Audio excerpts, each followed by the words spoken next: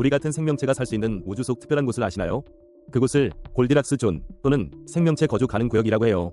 이 구역은 너무 뜨겁지도 너무 차갑지도 않은 딱 적당한 온도를 유지하죠. 우리 지구처럼 행성 표면에 액체 상태의 물이 존재할 수 있는 곳이고요. 액체물은 생명 탄생의 가장 중요한 요소니까요. 그래서 많은 천문학자들이 이 골디락스 존에 주목하고 있어요. 지구 밖 생명체를 찾을 가장 유력한 후보지이기 때문이죠. 이 이름은 골디락스와 곰 3마리 동화에서 따온 거예요. 너무 크지도 작지도 않고 너무 뜨겁지도 차갑지도 않은 딱 맞는 곳. 우리 태양계에는 지구만 이 구역에 있어 정말 다행이죠. 하지만 상상이 안 되시나요? 이 넓은 우주엔 수많은 별이 있어요. 실제로 많은 별이 자신만의 생명체 거주 가능 구역을 가지고 있답니다. 여기서 소름 돋는 부분이 나와요. 이미 여러 행성이 발견되었거든요. 대부분은 지구보다 훨씬 큰 슈퍼지구나 가스 행성들이었죠. 하지만 이 행성들도 액체물을 가질 잠재력을 품고 있어요. 이게 진짜 무서운 거예요. 우리가 발견 못했을 뿐 이미 있을지도 모르죠. 만약 우리와 비슷한 생명체가 다른 행성에도 있다면 그들은 우리를 보고 있을까요? 아니면 아직 모를까요? 우주는 정말 알면 알수록 신비롭고 또 두렵게 느껴져요. 이 거대한 우주 속에서 우리의 존재는 과연 어떤 의미일까요? 밤하늘의 수많은 별 중 지구 같은 행성은 얼마나 될까요? 상상조차 안 되던 이 질문에 답을 찾으러 간 우주망원경이 있었죠. 바로 요하네스 케플러의 이름을 딴 케플러 우주망원경이에요. 2009년 나사는 이 망원경을 지구 궤도로 보냈어요. 목표는 단 하나, 지구 크기의 행성을 찾는 거였죠. 케플러는 한 번에 15만 개의 별을 동시에 응시했어요. 별이 아주 미세하게 어두워지는 순간을 포착한 거예요. 그 어둠은 행성이 별 앞을 지나갈 때 생기는 그림자였고요. 그렇게 9년 반 동안 53만 개가 넘는 별을 관측했습니다. 그 결과 2023년 6월까지 2778개의 행성을 찾아냈죠. 진짜 무서운 건 우리가 찾은 건 일부일 뿐이라는 거예요. 단 하나의 망원경이 이렇게 많은 행성을 찾았다니 상상이 되세요? 여기서 소름 돋는 부분이 나와요. 이 행성들 중 지구 같은 곳은 없을까요? 케플러는 우리의 상상을 초월하는 우주의 크기를 보여준 겁니다. 하지만 이 위대한 탐험은 갑자기 끝을 맞이했어요. 2018년 케플러의 연료가 모두 소진되었기 때문이죠. 이제 그 망원경은 조용히 지구를 떠나 우주를 떠다니고 있어요. 케플러는 임무를 완수하고 잠들었지만 그 질문은 계속됩니다. 우리는 이 광활한 우주에서 과연 혼자일까요? 케플러가 던진 이 질문은 우리에게 영원한 숙제로 남아있을 겁니다. 토성의 달 이아페투스 겉모습이 정말 기묘하죠. 한쪽은 수처럼 검고 다른 쪽은 눈처럼 밝아요.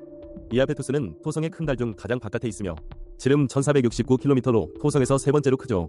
1671년 카시니가 처음 발견했어요. 밀도가 매우 낮아 대부분 얼음으로 되어 있답니다. 가장 큰 특징은 이 어둡고 밝은 방구들이에요. 달이 반쪽만 색이 다르다니 상상이 되시나요? 마치 누가 붓으로 반만 칠해놓은 것 같아요. 이것만으로도 충분히 미스터리한데 소름 돋는 부분은 바로 거대한 적도 능선이에요. 이 능선은 달의 4분의 3을 가로지르며 뻗어있죠. 달을 꿰맨 듯한 거대한 실밥처럼 보입니다. 자연적으로 생겼다고 믿기 어려울 정도로 무섭죠. 어떤 이론들은 이 능선이 고대 문명의 흔적일지도 모른대요. 누군가 달을 건설했다는 상상 정말 소름 돋지 않나요? 어둠과 빛의 경계 그리고 거대한 능선. 이아페투스는 우리가 아는 우주 상식을 깨부수는 달이에요. 토성 저 너머에 이런 기묘한 세상이 존재한다는 게 믿기시나요? 우주는 여전히 우리에게 많은 질문을 던지고 있답니다. 오시리스 렉스 탐사선이 우주에서 시간 캡슐을 가져왔어요. 이건 45억 년 전 태양계 탄생의 비밀을 담고 있죠. 나사는 2016년 오시리스 렉스를 발사했어요. 목표는 소행성 101,955 베뉴에서 샘플을 채취하는 거였어요. 베뉴는 태양계 초기 모습을 간직한 원시 소행성이랍니다. 2018년 오시리스 렉스는 베뉴에 도착했죠. 2년간 착륙 지점을 찾다 2020년에 드디어 착륙했어요.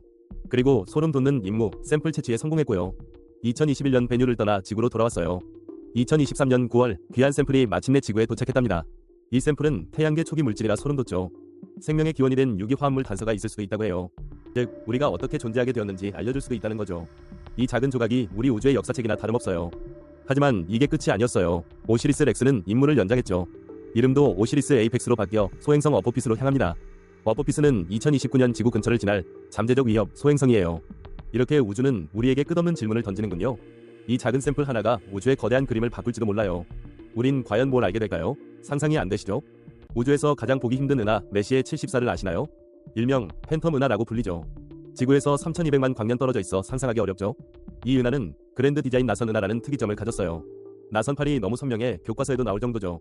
하지만 소름 돋는 건 이 은하가 거의 보이지 않는다는 거예요. 표면 밝기가 너무 낮아 아마추어 천문학자에게 최악의 난이도죠. 말 그대로 유령처럼 존재하지만 잡기 힘들어요. 무려 1000억 개의 별이 빛나고 있는 곳이에요. 1000억 개의 태양이 저 멀리서 우리를 보고 있다 상상해보세요. 동시에 보이지 않게 숨어있다는 사실이 너무 신기하죠. 전문가들에겐 오히려 축복인데 면밀한 연구가 가능하거든요. 얼굴을 정면으로 마주하는 얼굴 방향 은하라서 그래요. 나선 팔구조와 밀도 파동을 연구하기에 완벽한 조건이죠. 우주가 이렇게 거대한 그림을 그리고 있다는 게 놀랍지 않나요? 눈에 보이지 않는 곳에서도 수많은 별들이 태어나고 죽고 있어요. 우리 은하계 바깥에도 이런 신비로운 존재가 가득하단 거죠. 우리가 보지 못하는 곳에서 벌어지는 우주의 드라마예요. 진짜 무서운 건 우주가 우리가 아는 것보다 훨씬 넓고 깊다는 거예요. 이 거대한 우주 속에서 우리의 존재는 무엇일까요? 여러분, 지구가 아닌 다른 행성에도 대기가 있다는 사실 알고 계셨나요? 심지어 태양계 밖 외계 행성에서도 대기의 증거를 찾고 있대요. 정말 흥미롭죠? 금성, 화성, 그리고 토성의 달 타이탄도 각자의 대기를 가지고 있어요. 목성 같은 거대한 가스 행성은 물론이고요. 정말 신기하죠? 회성이나 태양조차도 자신만의 대기층을 가지고 있다는 사실 믿기시나요? 이 모든 대기들을 비교 연구하며 우리는 지구 대기를 더 깊이 이해하게 돼요. 온실 효과, 구름, 대기 화학 같은 현상들을 말이죠. 그런데 여기서 정말 중요한 부분이 나와요. 2022년 9월 천문학자들이 캐츠라는 새 그룹을 만들었어요. 외계 행성 대기에서 생체 신호와 기술 신호를 찾기 위해서요. 생체 신호는 생명체의 흔적을, 기술 신호는 외계 문명의 흔적을 뜻하죠. 지구처럼 생명이 숨쉬는 행성 혹은 우리와 같은 기술을 가진 행성일 수도 있다는 거예요. 만약 우리가 그런 신호를 정말로 발견한다면요. 우리가 우주에서 혼자가 아니라는 뜻이 될 거예요. 소름 돋지 않나요? 그들이 어떤 모습일지, 어떤 대기를 가졌을지 상상만 해도 정말 아찔해요. 우리 지구 대기도 여전히 미스터리 투성이인데 저 먼 곳은 얼마나 더 복잡할까요? 우주가 아름답지만 동시에 두려운 이유죠. 우리가 발견할 다음 대기에는 어떤 비밀이 숨어 있을까요?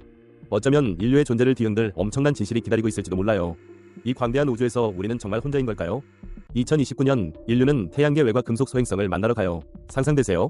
이건 단순한 소행성이 아니라 행성 핵이 드러난 모습일지도 모른대요. 이 미션 이름은 푸시케로 2023년 10월 13일 이미 출발했어요. 목표는 16푸시케 소행성인데 전부 금속으로 되어 있을 가능성이 높아요. 행성 핵을 직접 볼 기회라니 인류에게 처음 있는 일이죠. 푸시케 탐사선은 2029년 8월 5일에 소행성에 도착할 예정이에요. 착륙 대신 817일간 궤도 비행할 거래요. 정말 상상이 안 되죠? 가장 놀라운 건 추진 방식. 태양광, 홀 효과 추진기를 사용해요. 이게 진짜 무서운 점. 선간 우주 기술을 처음 쓰는 거예요. 또 지구 달 너머에서 레이저 광통신을 처음 사용해요.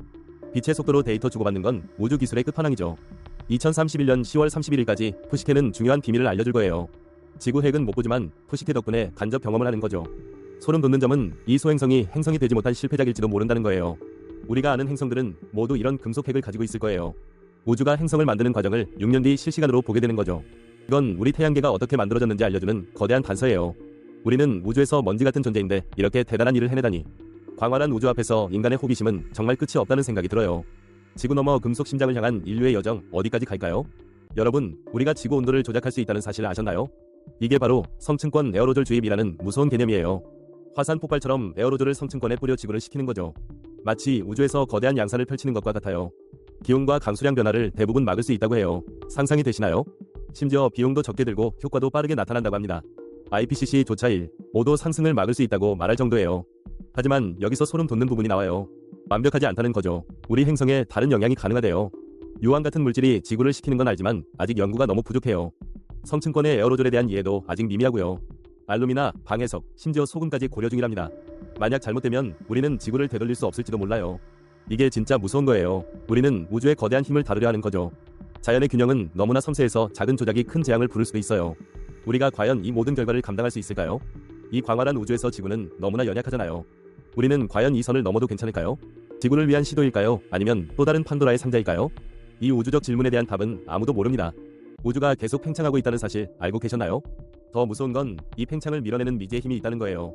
바로 암흑 에너지인데 우리 우주의 68%를 차지하죠. 이 거대한 미스터리를 풀기 위해 암흑 에너지 탐사 DES가 시작됐어요. 미국, 영국, 독일 등 7개국이 참여하는 초대형 국제 프로젝트랍니다. 이들은 특별한 암흑 에너지 카메라 Dcam을 만들었어요. 실내 4m 망원경에 달아 2013년부터 2019년까지 관측했죠. 이 카메라는 특히 붉은빛과 근적외선을 감지하는 데 탁월해요. 뭘 보냐고요? 초신성 폭발, 은하 분포, 중력 렌즈 같은 우주 현상들이요. 이것들로 우주 팽창 속도를 정밀하게 측정하는 거죠. 하지만 여기서 소름 돋는 이야기가 나와요. 암흑 에너지가 우주를 계속해서 가속 팽창시키고 있다는 거예요. 이게 진짜 무서운 건데 언젠가 우주가 너무 빨리 팽창해서 우리 은하 외의 모든 은하들이 시야에서 사라질 수도 있대요. 상상이 되시나요? 밤하늘에서 다른 은하들이 사라지는 거죠. 그때가 되면 우리는 우주의 진정한 규모를 영원히 모르게 될 거예요.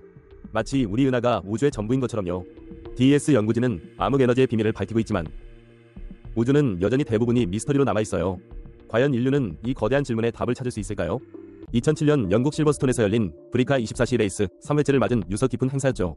극한의 인내심과 기술이 필요한 이 경기에서 덜러 모터스포트 팀의 BMW Z4가 승리했어요. 디터 캐스터, 더크 베르너, 팀 멀린, 제이미 캠벨 월터, 이름만 들어도 설레는 드라이버들이었죠. 그런데 이 경기가 특별한 이유? 상상도 못할 팀이 참가했거든요. 바로 탑기어 시즌 10 에피소드 9에 나왔던 그 레이스. 제레미 클락슨, 리처드 해먼드, 제임스 메이, 이 세 사람이 출전했었죠.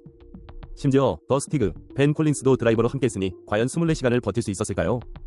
여기서 더 소름 돋는 점은 미래 탑기어 진행자 크리스 해리스도 당시엔 무관하게 참가했다는 사실.